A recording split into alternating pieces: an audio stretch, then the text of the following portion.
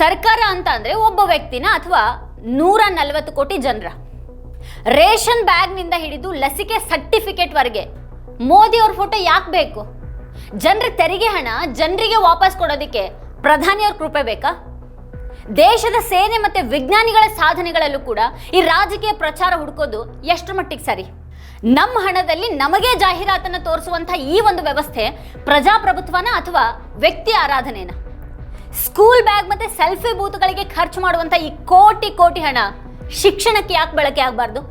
ಭಾರತದ ಪ್ರಧಾನಿ ಒಬ್ಬ ದೇಶದ ಸೇವಕರ ಅಥವಾ ಸ್ವತಃ ಬ್ರ್ಯಾಂಡ್ ಅಂಬಾಸಿಡರ್ ಆಗಿ ಬದಲಾಗಿದ್ದಾರ?